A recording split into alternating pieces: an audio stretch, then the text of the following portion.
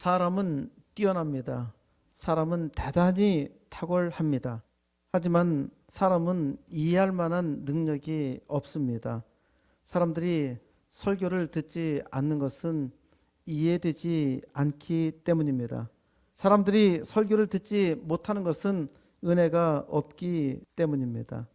않는다는 것이나 못하는 것이나 그게 그거 아니냐고 할 수 있겠습니다. 하지만 않는다는 것과 못한다는 것은 다릅니다. 않는 것은 거부하는 것입니다. 못한다는 것은 능력이 없다는 것입니다. 거부하는 것에는 여러 가지 이유가 있습니다. 거부하는 이유로 첫째, 자기와 다르다는 것입니다. 거부감을 느낀다는 것이죠.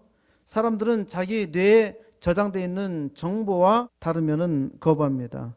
사람은 단지 피부색만 달라도 거부합니다. 백인들은 피부가 하얘야 사람이라고 생각합니다. 백인에게 피부가 색깔이 있다는 것 자체가 불쾌한 것이죠. 그래서 유색 인종은 사람으로 보지 않아요. 멸시하죠. 심지어 검은 피부는 아예 사람 취급을 하지 않습니다. 개나 원숭이만큼도 생각하지 않아서 아예 노예라는 별종으로 생각하죠. 아직도 이런 의식에서 벗어나지 못하는 원숭이가 꽤 있습니다. 이건 사람으로서의 생각이 아닙니다. 황인종 중에도 검은 피부뿐만 아니라 피부가 하얀 사람까지 경멸하기도 합니다. 우리나라에 백인이 처음 들어왔을 때도 그랬었고 지금도 종종 그런 아이를 봅니다. 생후 8개월 된 아이는 처음 본 사람을 보면 웁니다. 다르다는 것이죠. 이는 무의식적인 생존 본능입니다. 아이는 아무거나 수용하면 생존에 위협이 된다는 것을 본능적으로 아는 것입니다. 어떤 아기는 낯선 환경에서 웁니다. 집 이사가도 아기들은 울어대죠. 다르다는 것은 두려움을 줍니다. 어떤 아기는 빨간 수박을 주면은 먹지 않으려고 저항합니다. 빨간 수박은 먹을 것이 아니라 위협을 느끼게 하는 것이죠. 이처럼 생존하기 위한 거부 의식은 평생에 영향을 미칩니다. 우리 머리 스타일이 달라도 두려워합니다. 미용실에서 머리를 최신 유행으로 잘 만들어 주었어도 두려워합니다. 새 옷을 사 입거나 새 신을 처음 갖추어도 두려워하죠. 다른 사람과 너무 다르면은 사람들이 거부할까 두려운 것입니다. 사람은 처음 경험하는 것은 다 두려워합니다. 대학에서 신입생은 쉽게 구분할 수 있습니다. 재학생들은 아주 익숙하게 행동합니다. 그런데 신입생은 항상 두려워하며 경계합니다. 주변을 어설프게 부지런히 탐색하는 친구가 있으면 신입생이 분명합니다. 처음에 학교 들어왔을 때는 모든 것이 어색합니다. 그러니까 부지런히 익숙해져야 돼요. 이것이 거의 6개월 정도 갑니다. 저는 다른 음식에 대해서도 거부감이 많습니다. 제가 외국에 가기를 꺼려하는 이유 중에 큰 이유 중에 하나는 음식이 맞지 않는 겁니다. 일본에서도 초밥은 맛있는데 다른 거는 정말 힘들었어요. 저는 일본 라면도 너무너무 안 맞아요. 제가 편식이 심하다는 말이 있죠. 제가 청년의 때에는 식사 초대가 두려웠습니다. 어떤 집에 가면은 정말 상이 휘어지도록 많이 차려놔요. 그런데 저는 먹을 게 없어요. 그리고 어떤 하나만 이거 괜찮다 싶어서 그것만 집중해서 먹으면은 사람들이 뭐라 그럽니다. 이것도 먹으라 그러고 저것도 먹으라 그러고 다들 맛있다 그러는데 저한테는 맛이 없어요. 힘들죠? 옆 사람과 서로 인사하겠습니다. 축복합니다. 축복하는 것은 마땅한 일인데 부담스러워합니다.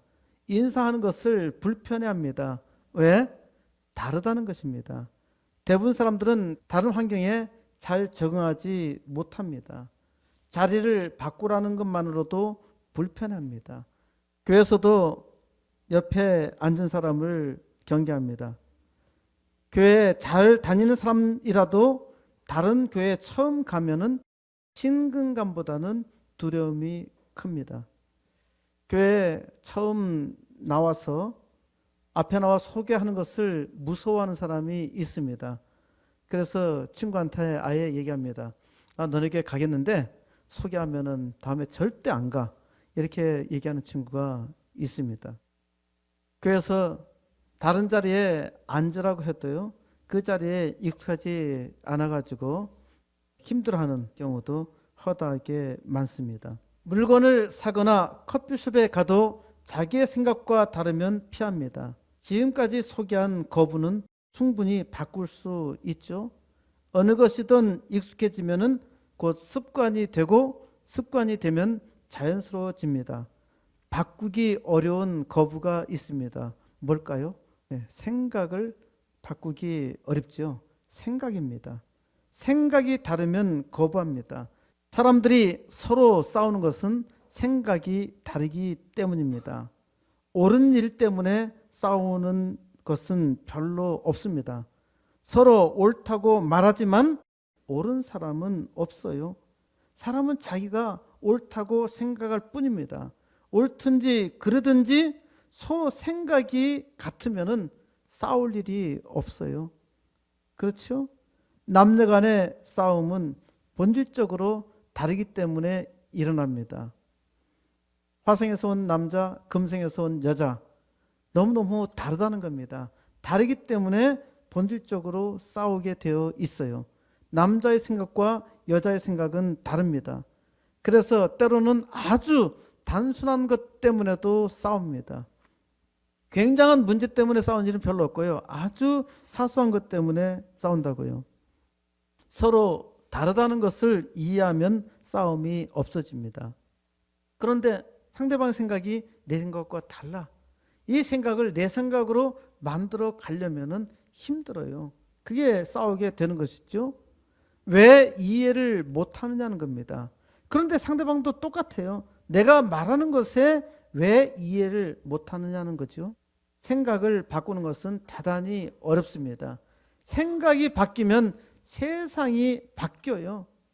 여러분들이 힘들고 어렵다 하더라도 그것은 자기의 생각에서 오는 겁니다. 다른 사람들은 다 행복하고 즐겁게 사는데 나만은 불평이고 나만은 힘들어해요. 자기 생각에 문제가 있어요. 그럼 그 생각을 바꾸기만 하면 되잖아요. 죽어도 바꾸지 못하는 생각이 있습니다. 뭘까요? 이념입니다. 이념. 어떤 사람에게 이념은 목숨과 같습니다. 이념이란 아주 강력한 신념입니다. 이념이 다르면은 무조건 거부합니다. 듣지도 않아요. 심지어 죽이기도 합니다. 이념처럼 사람을 완벽하게 기만하는 것은 없습니다.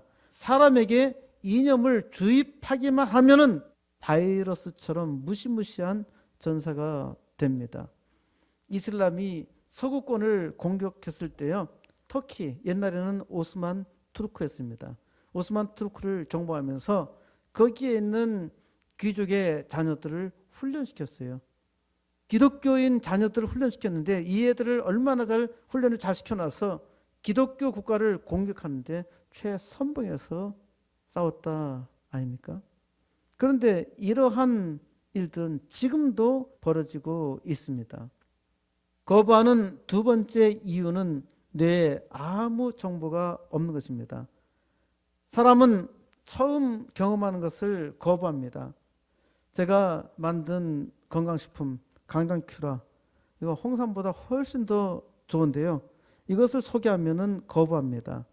저는 강장큐라가 좋다는 것을 설득하려고 엄청 노력합니다.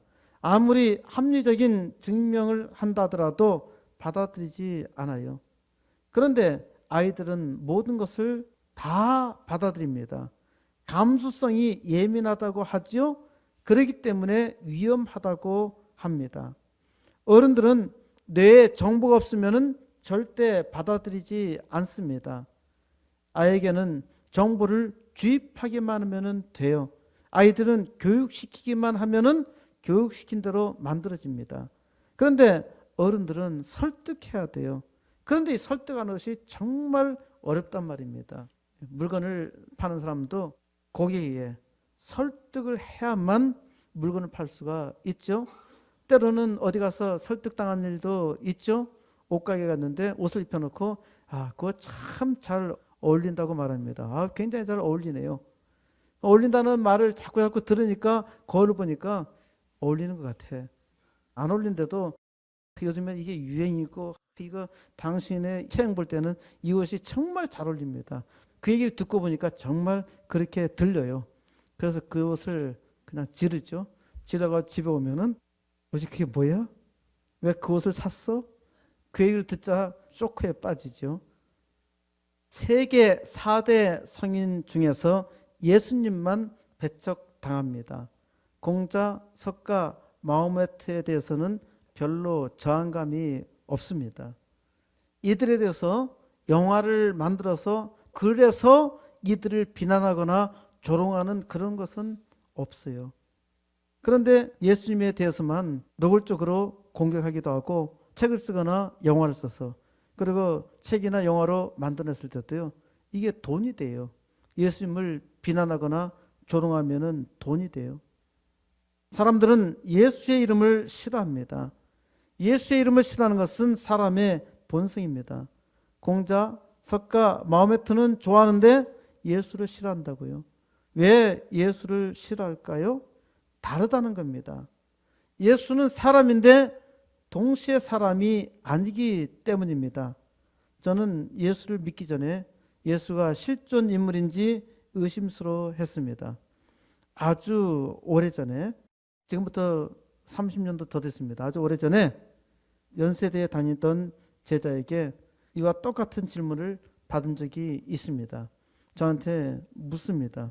그때는 제가 이제 교회에서 가르치는 전도사와 같은 입장이었습니다. 설교를 했으니까요. 그래서 저한테 와서 묻는 겁니다. 예수가 정말 실존 인물인지 믿지 못하겠다는 겁니다. 그래서 제가 물었죠. 공자는 실존 인물이라고 믿느냐? 믿는다는 겁니다. 그러면 석가는 실존 인물이라고 믿느냐? 믿는다는 겁니다. 그러면은 예수도 실존 인물인데 믿느냐? 그건 못 믿겠다는 거예요. 그 나는 이해가 안 됐어요. 근데 사실상 나도 과거에 그랬단 말입니다. 그래, 공자나 석가는 예수님보다 훨씬 더 오래전의 인물이야. 그런데 어떻게 믿을 수 없을까? 그 다음에 예수의 인물에 대해서는 완벽하게 역사적으로 수많은 고증이 있단 말입니다. 예수보다 훨씬 오래전에 이 땅에 생존했던 사람은 다 믿는 겁니다. 그런데 예수만은 실존 인물인지 모르겠다는 겁니다. 이게 사람입니다. 사람으로서는 예수를 믿을 수도 없고 알 수도 없어요. 이게 사람입니다. 설교는 예수를 이야기하는 것입니다. 모든 설교자는 베드로 이후에 예수에 대해 설교를 했습니다. 그런데 사람들은 설교를 듣지 않습니다. 모든 사람들이 예수에 대해서 들었을 때 잘 들었다면 굉장한 일이 일어났을 것입니다. 사람들이 설교를 듣지 않는 것은 이해가 되지 않고 은혜도 없기 때문입니다. 하나님께서 은혜를 주십니다. 듣게 하시죠? 성령 하나님의 은혜가 충만하여 말씀이 즐거워지기를 바랍니다.